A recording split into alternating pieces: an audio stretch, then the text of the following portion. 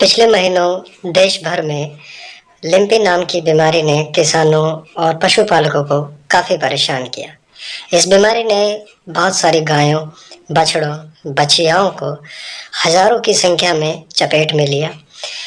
बहुत सारी गायों की इस बीमारी के कारण मृत्यु भी हुई, जिसके कारण सरकार को निंदा का काफी सामना करना पड़ा। बहुत सारे अखबारों ने कार्टून भी बनाए थे इस बीमारी को लेकर के, लेकिन उसके बाद गवर्नमेंट ने इस पर ध्यान दिया और वैक्सीन्स को उपलब्ध कराया, जिसके कारण काफ़ी सारे वैक्सीनेशन से पशुओं की जानें बची, किसानों को राहत मिली, पशुपालकों को राहत मिली। जहाँ वैक्सीन उपलब्ध नहीं थी वहाँ पर किसानों को अपने पशुओं से और पशुओं को अपनी जान से हाथ धोना पड़ा था।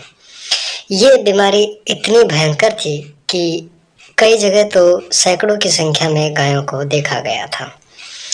हालांकि देश के कुछ इलाकों में किसानों ने आपस में मिलकर और कुछ जड़ी बूटियों के जानकारों के साथ मिलकर कुछ देसी दवाइयों या कहीं आयुर्वेदिक दवाइयों का भी निर्माण किया, उनकी खोज की, और उनके कारण उन किसानों का ऐसा दावा है कि उन्होंने गायों को बचाया, उस बीमारी से उन गायों को बचा लिया गया, संक्रमण को खत्म कर दिया गया।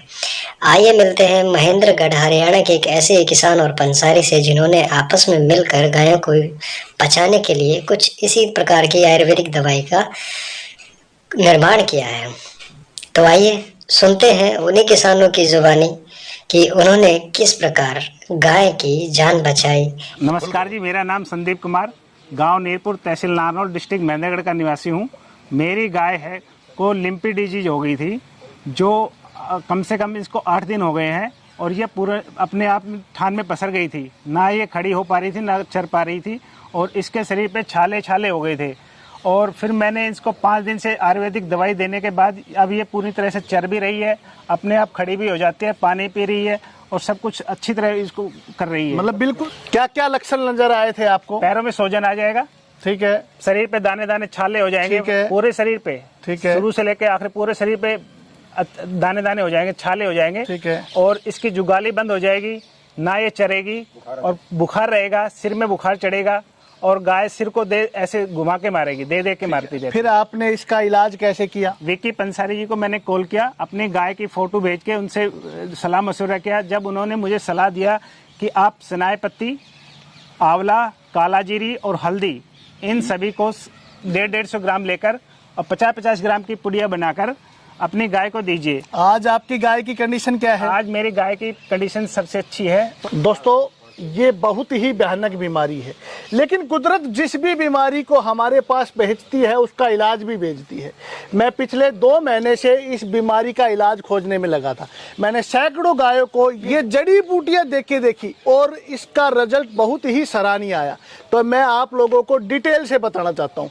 आप 4 औषधियाँ नोट कीजिए। सबसे पहली औषधि तो है सनाए पत्ती, दूसरी आंवला, तीसरी काला जीरी, चौथी हल्दी। ये 4 औषधियाँ आपको बाजार से लेके आनी है 200-200 ग्राम की मात्रा में, और इन सबको ग्राइंड करके आप 50 ग्राम सुबह, 50 ग्राम शाम को, अच्छे से सुन लिया ना आपने, 4 औषधियों को कूट के ग्राइंड करके आप मिला के रख लीजिए। 50 ग्राम सुबह, 50 ग्राम शाम को गुड़ के अंदर मिला के खिलाना है।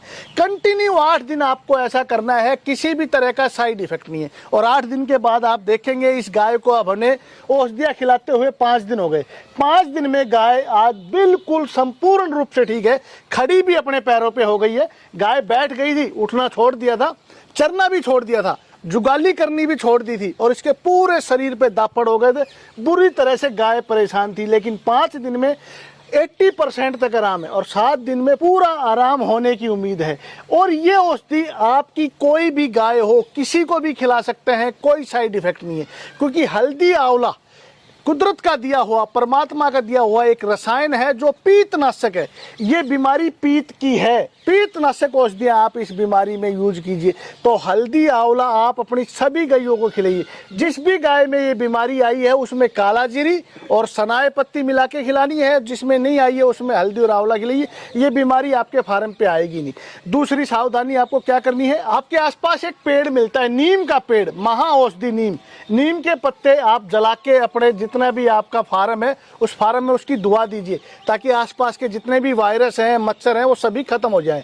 तो ये 2 छोटी छोटी सावधानियां आप लोग अगर उपयोग में लेके आते हैं तो ये महा खतरनाक, महा भयानक बीमारी आपकी गायों में आएगी ही नहीं। बीमारी की कोई भी चिकित्सा करें, एलोपैथिक कीजिए, होम्योपैथिक कीजिए, लेकिन एलोपैथिक और होम्योपैथिक के साथ भी आप इन जड़ी बूटियों का प्रयोग करना ना भूलिए, क्योंकि ये जड़ी बूटियां आपके पशु को कोई भी किसी भी तरह का साइड इफेक्ट नहीं करेंगी। तो आपने देखा किस प्रकार इन किसानों ने अपने पशुओं को बचाने के लिए एक आयुर्वेदिक दवाई का निर्माण कर दिया, खोज कर डाली और अपनी गाय को बचा लिया एक भयानक महामारी, मौत के मुंह तक ले जाने वाली बीमारी से। तो अगर आपके आसपास भी इसी तरीके के किसान हैं जिनके पास वैक्सीन उपलब्ध नहीं है और जिनके पशु इसी प्रकार की बीमारी से जूझ रहे हैं, तो आप उनके साथ इस वीडियो को साझा कर सकते हैं, ताकि वह भी अपनी पशुओं को बचाने का कम से कम प्रयास कर सकें। हो सकता है ये किसी के काम ही आ जाए, किसी पशु की जान भी बच जाए। अगर आपको ये स्टोरी अच्छी लगी तो आप मेरे इस वीडियो को लाइक कर सकते हैं, चैनल को सब्सक्राइब कर सकते हैं और इसी तरीके की और भी काम की जानकारी के लिए बेल आइकन को प्रेस कर सकते हैं। आपकी इस बारे में क्या राय है, ये भी आप हमारे साथ साझा कर सकते हैं कमेंट सेक्शन का इस्तेमाल करके। धन्यवाद। मैं हूं जय, आप देख रहे हैं खबरीलाल टाइम्स।